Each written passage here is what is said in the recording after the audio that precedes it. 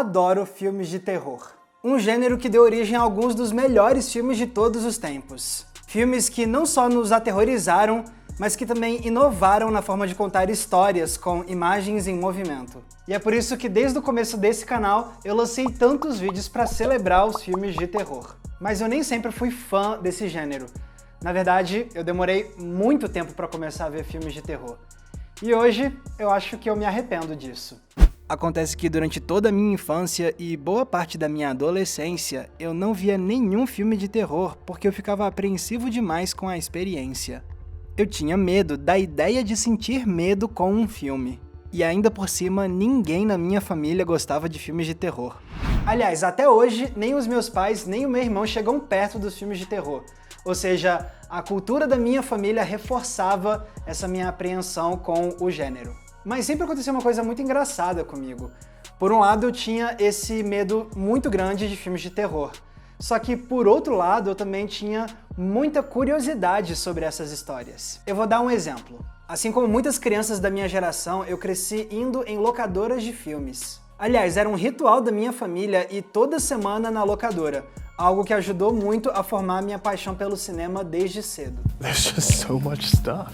E eu lembro que eu quase sempre ia ver os filmes de terror que estavam nas prateleiras. Eu queria ver a capa, eu queria saber o nome do filme, eu lia a sinopse na parte de trás para saber qual era o monstro ou o assassino daquela história. É o tipo de curiosidade mórbida que faz pessoas começarem a ver esses filmes e se tornarem fãs de terror. I bid you welcome. Mas a minha curiosidade mórbida só ia até certo ponto.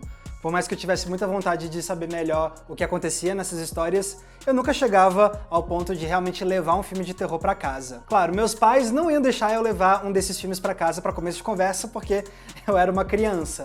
Mas não era só isso. Era que eu realmente não me sentia corajoso o suficiente pra ver um desses filmes.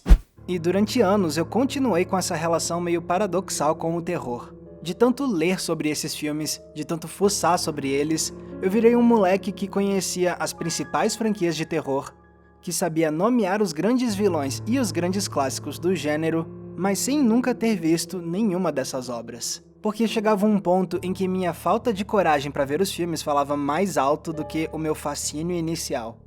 Isso tudo só foi mudar quando eu era mais adolescente, lá quando eu tinha uns 16 anos de idade, mais ou menos. Porque certa vez eu e um pessoal fomos pra casa de uma amiga e todo mundo quis assistir Terror em Silent Hill. E como eu não queria cortar o barato do pessoal ou parecer medroso, eu não protestei, eu não contrariei essa ideia. Claro que eu fiquei ansioso com a possibilidade de ver um filme de terror, mas depois o filme acabou e a minha reação foi: é isso? É só isso?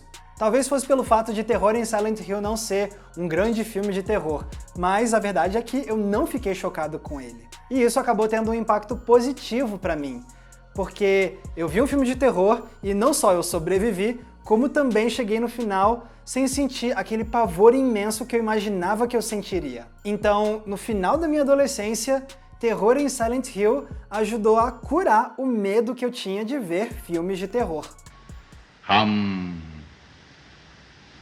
Here.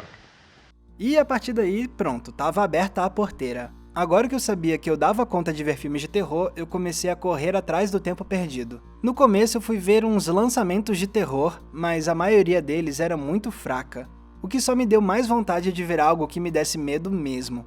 Então eu comecei a ir atrás de vários clássicos: A Profecia, O Exorcista, O Massacre da Serra Elétrica, O Iluminado, A Bruxa de Blair. E ainda bem que eu fiz isso, porque perder o medo de ver filmes de terror me fez conhecer algumas das obras mais impressionantes que eu já vi na vida.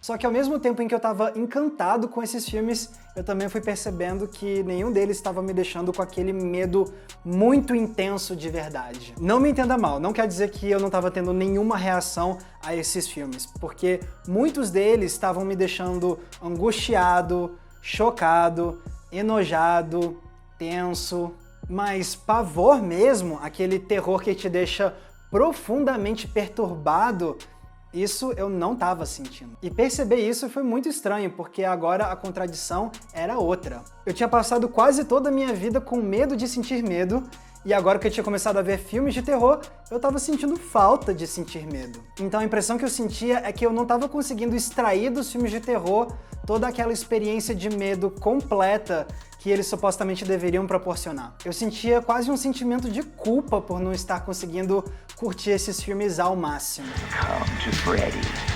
E eu fiquei com isso na cabeça durante bastante tempo. Até que vários anos depois, eu tive uma conversa que me fez repensar toda a minha experiência com o gênero. Essa conversa foi com o Thiago Belotti, do canal Meus 2 Centavos. Eu acho que foi quando a gente fez a nossa primeira collab, a gente terminou de gravar, e a gente tava conversando, e aí você falou pra mim que você tava começando a considerar fazer o Theo, seu filho, colocar ele pra começar a ver filme de terror. É verdade. E aí a minha reação foi tipo, por que você faria isso com seu filho? Você lembra qual foi o seu raciocínio? Você falou assim, é porque o medo que a gente sente quando a gente é criança nunca vai ser mais. Isso é verdade. Sim. Eu desisti de impor certos filmes de horror no meu filho. Eu acho que deve partir dele, eu vou só observar o que ele quer ver aos poucos o gosto de cinéfilo dele vai mudando, mas o que eu falei em relação a certos sentimentos morrerem, isso acontece. A gente perde inocência com a idade. Lá pelos 7, 8 anos, é mais ou menos quando a gente começa a questionar coisas fantasiosas como o Papai Noel.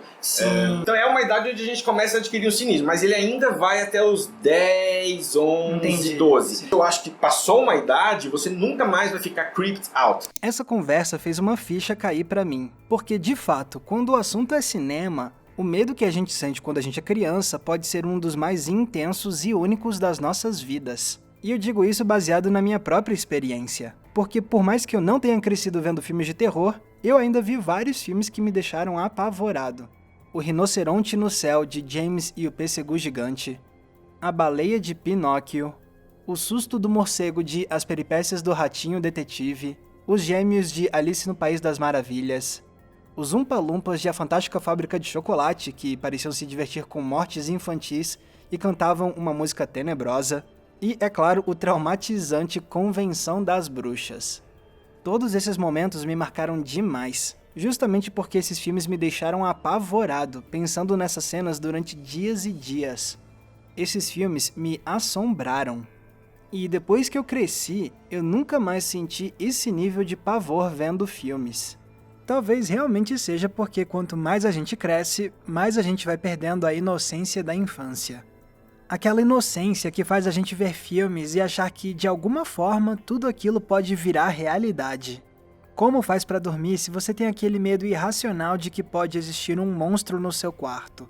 Só que quanto mais eu crescia, mais eu enxergava cenários assim como algo impossível de acontecer comigo. E isso te dá mais coragem.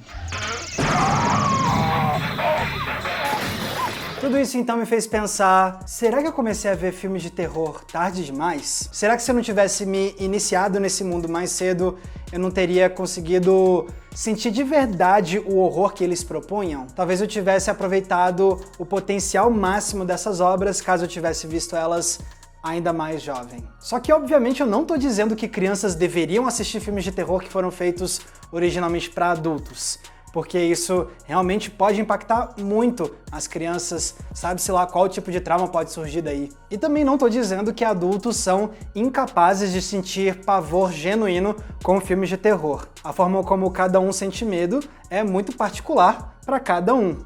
O que não falta são adultos que não conseguem ver filmes de terror de jeito nenhum. Mas aí eu me pergunto, se fosse para eu ter começado a ver filmes de terror mais cedo, com quantos anos eu deveria ter feito isso? Eu acho que muito novo, tipo 5 ou 6 anos de idade, teria sido muito cedo, com certeza. Agora, se eu tivesse começado lá com 12 anos, por exemplo, talvez eu já estivesse numa posição um pouco mais equilibrada. Não tão medroso quanto eu era na minha primeira infância, mas também sem toda aquela coragem ou até mesmo ceticismo excessivo de uma adolescência mais avançada.